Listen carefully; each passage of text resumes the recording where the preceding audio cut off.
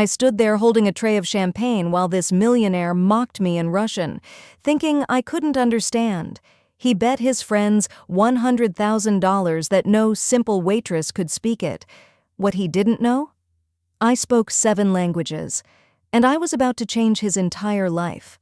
Before we dive in, hit that subscribe button and turn on notifications because this story will remind you why you should never judge someone by their uniform. Trust me, you don't want to miss what happens next. Now let me take you back to where it all began. My name is Gabriel, and 3 years ago I was working as a waitress at the Grand Pearl, this upscale restaurant in Manhattan, where champagne costs more than my weekly paycheck and the clientele wore watches worth more than my car. I was 28 years old, smiling through 12-hour shifts, carrying trays that weighed down my shoulders and my spirit. But here's what nobody knew when they looked at me in that black and white uniform. I spoke 7 languages fluently. Now, I know what you're thinking. How does a waitress end up speaking 7 languages? Let me tell you, it wasn't some fancy private school education or a year abroad in Europe. I grew up in Brooklyn, in a neighborhood where you could walk 2 blocks and hear 5 different languages. My parents were both educators. My father taught history at a public school, and my mother worked at the community college. They didn't have money for expensive language programs, but they had something better. They had belief. My father used to tell me, "Gabrielle, every language you learn is a key to a different world." So I started collecting keys. I spent my teenage years in the Brooklyn Public Library, checking out language books, watching foreign films with subtitles, practicing with anyone who would talk to me. The corner store owner taught me Spanish. The Russian family upstairs helped me with their language. I found online exchange partners for Mandarin. I learned French from YouTube videos, Arabic from a community center class, Portuguese from a coworker at my first job. I was hungry for it, hungry to understand, to connect, to be more than what people expected. But life has a funny way of humbling you. I had dreams of working in international relations, maybe at the United Nations, traveling the world, bridging cultures. I applied to positions after graduating college. I sent out hundreds of resumes. And you know what I got back? Rejection after rejection. They all wanted experience I didn't have, connections I couldn't afford to make. So I ended up at the Grand Pearl paying rent, chipping away at student loans, and telling myself it was temporary. 3 years turned out to be longer than temporary. But I kept studying, kept practicing my languages during subway rides, kept believing that somehow, some way, things would change. Working at the Grand Pearl was its own education, though. I learned how the wealthy move through the world, how they speak to each other versus how they speak to people like me. I became invisible. You know? Just a hand that refills water glasses, a smile that takes orders. They'd have entire conversations like I wasn't even there. My coworker Andre used to tell me, "Don't let them make you small, Gabby. You're going places." I appreciated that, even on the nights when going places felt like a fantasy I'd outgrown. The Grand Pearl had this way of showing you exactly where you stood in the world's eyes.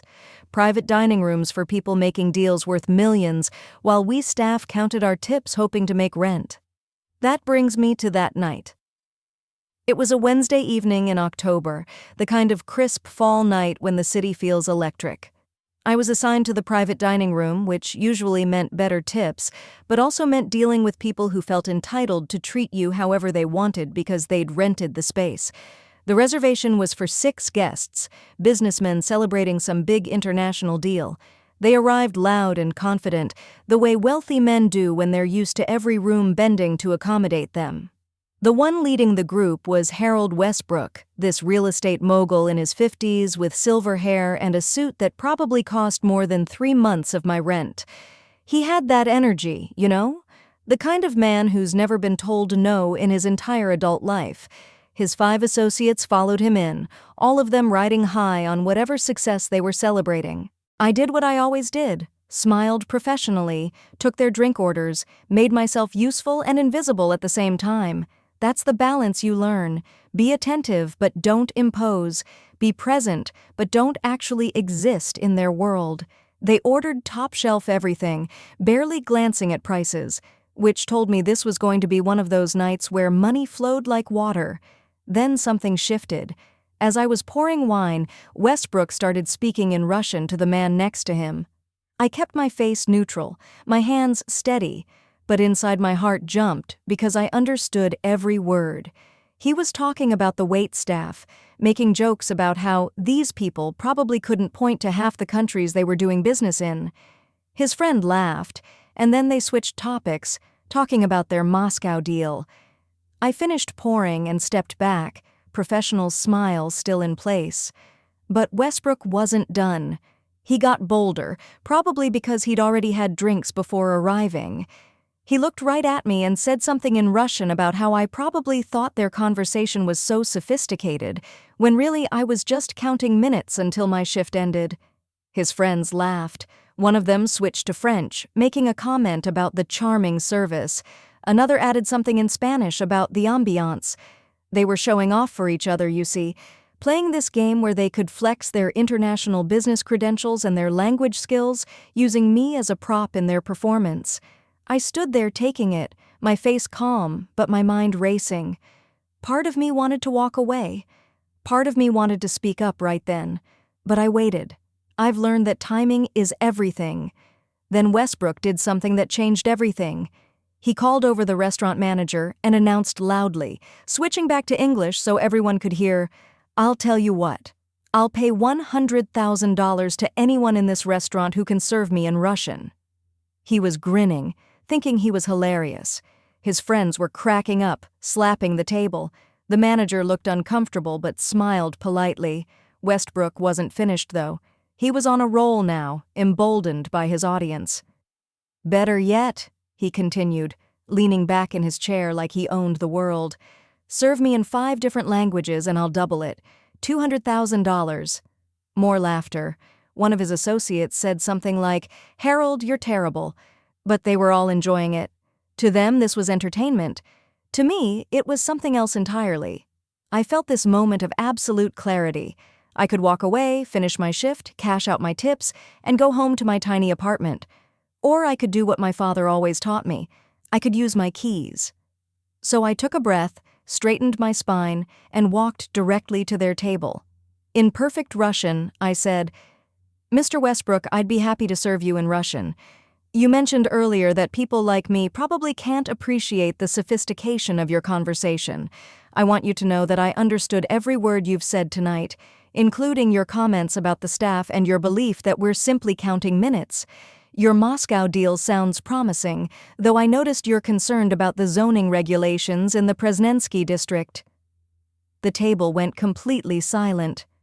Westbrook's face transformed from amusement to shock in the span of a heartbeat. His mouth actually fell open. I could see his brain trying to catch up with what had just happened. His associate stopped laughing, staring at me like I'd just appeared out of thin air. But I wasn't done. I turned to his friend who'd spoken French and switched languages seamlessly. I told him in French that I appreciated his comment about the charming service and that I hoped he was enjoying his Bordeaux. Then I moved to Spanish, addressing the comment about ambiance, mentioning that the restaurant had indeed been decorated by a designer from Barcelona. I could feel the power shifting in that room.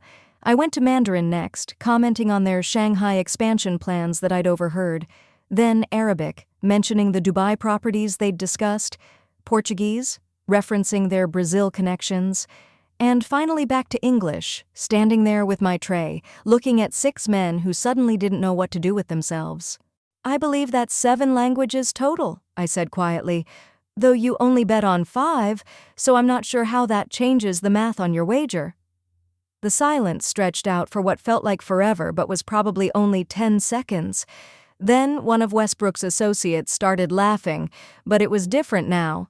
He looked at Westbrook and said, "Harold, you just got absolutely humbled. Pay the woman." Another one was shaking his head with this expression of disbelief and respect. Westbrook just stared at me. I could see him recalibrating everything, the gears turning behind his eyes. Finally, he spoke, and his voice had lost all that arrogant swagger. "Where did you learn all that?" he asked. I could have been angry, I could have thrown his earlier mockery back in his face, but my mother always taught me that grace is more powerful than revenge, so I simply told him the truth. I explained about growing up in Brooklyn, about my parents who believed education was freedom, about libraries and community centers and online videos. I told him about teaching myself because I couldn't afford not to, about seeing languages as bridges between worlds. "So why are you working here?" he asked, and I could tell he genuinely wanted to know. I gave him the reality. Student loans, rent, job applications that went nowhere because I didn't have the right connections or the right experience or the right look. The same story that millions of people live every day, working jobs that don't reflect their potential because the system isn't designed to see them. I told him I was still applying, still hoping, still believing that eventually the right door would open. Something shifted in Westbrook's face. Maybe it was genuine remorse, or maybe it was recognition that he'd completely misjudged someone. He pulled out his checkbook right there at the table and wrote a check for $100,000. His hand was shaking slightly as he handed it to me. "I'm a man of my word," he said. "I made a bet, and you won it fairly." I took the check, and I'm not going to lie, my hands were trembling. $100,000. It was more money than I'd ever seen in my life. It could pay off my loans, give me breathing room, change everything. But then Westbrook did something I didn't expect. He pulled out a business card and held it out to me. "I own Westbrook International Properties," he said. "We operate in 43 countries. We desperately need someone with your skills, but more than that, we need someone with your perspective. I'd like to offer you a position as a cultural liaison. You'd be working with our international teams, helping us navigate different markets, different cultures. You'd be traveling, using every one of those languages." I just looked at him, trying to process if this was real. Here was this man who'd mocked me an hour ago, now offering me the kind of job I'd been dreaming about. One of his associates nodded at me encouragingly. "He's serious," the man said, "and honestly, after what we just witnessed, you'd be perfect for it." I told Westbrook I needed to think about it. I wasn't going to make a life-changing decision in the middle of my shift with adrenaline pumping through my veins. He respected that, told me to call him whenever I was ready.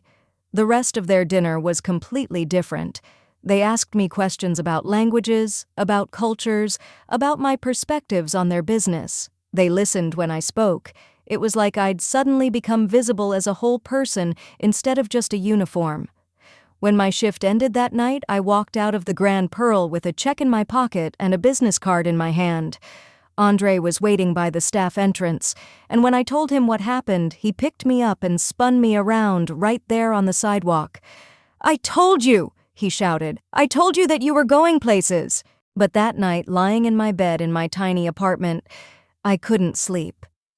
I kept thinking about that moment when I'd decided to speak up. How easily I could have stayed silent, could have let them have their jokes and their mockery. I thought about all the times I had stayed silent, all the microaggressions I'd swallowed because I needed the job, needed the tips, needed to survive. I spent 3 days researching Westbrook International Properties. I looked at their portfolio, read articles about their business practices, checked employee reviews. Everything seemed legitimate. They were respected in the industry, known for ethical dealings, active in sustainable development. This wasn't some scam or empty promise. When I called Westbrook, I had my terms ready. I told him I'd take the position, but I wanted equity in projects I worked on. I wanted a voice at the table, not just to be a translator, but to be a decision maker. I wanted it in writing that my background, my perspective, my story was valuable, not something to overcome, but something that made me stronger. There was a pause on the other end of the line, and I held my breath, wondering if I'd pushed too far. Then Westbrook laughed, but it was warm this time, genuine. "You negotiate as well as you speak languages," he said. "You've got a deal." 6 months later, I was the Director of International Relations at Westbrook International. I was leading projects in 12 countries, using every one of my languages daily, sometimes switching between 3 or 4 in a single meeting. I was flying to Moscow, to Paris, to São Paulo, to Dubai. I was the bridge Westbrook's company needed between their ambitions and the cultures they worked in. The first time I walked into a board meeting and Westbrook introduced me, making a point to tell the story of how we met, how he'd underestimated me, and how I'd taught him a lesson he'd never forget. I felt something shift inside me. Pride, yes, but also vindication. Not just for me, but for every person who's been judged by their uniform, their accent, their zip code, their skin. Westbrook and I developed a real working relationship built on mutual respect. He admitted that night at the Grand Pearl had changed his perspective on hiring, on leadership, on who gets opportunities and why. He started actively recruiting from unconventional backgrounds, looking for potential rather than pedigree. I'd like to think I had something to do with that shift. With my salary and that initial 100,000, I paid off every penny of my student loans. I helped my parents renovate their house. I started a scholarship fund for students from my old neighborhood who wanted to study languages. I went back to the Grand Pearl once, not as staff but as a customer, and left Andre a tip that made him cry. But here's the thing I want you to understand. That night wasn't about a fairy tale rescue or some wealthy man swooping in to save me. It was about me saving myself.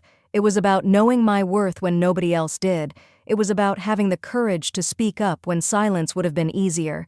It was about all those hours in the library, all those early mornings practicing vocabulary, all that faith my parents had planted in me finally bearing fruit.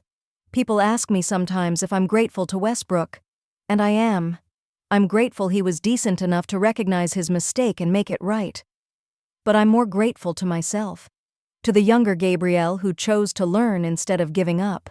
To the woman who stood in that dining room and decided her dignity was worth more than keeping the peace.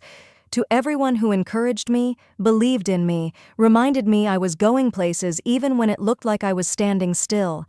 That night taught me that respect isn't given based on your job title. It's earned through your character and what you bring to the table. If you're working hard, learning, growing, and someone underestimates you, let your actions speak louder than their assumptions. If this story inspired you, please like this video, share it with someone who needs to hear it, and subscribe for more real-life stories about resilience and triumph. Drop a comment below and tell me what skill you're working on that others might be underestimating. I read every single one. Remember, your current position doesn't define your future. Keep collecting your keys, keep opening doors, keep proving them wrong by proving yourself right. Keep pushing. I'll see you in the next story.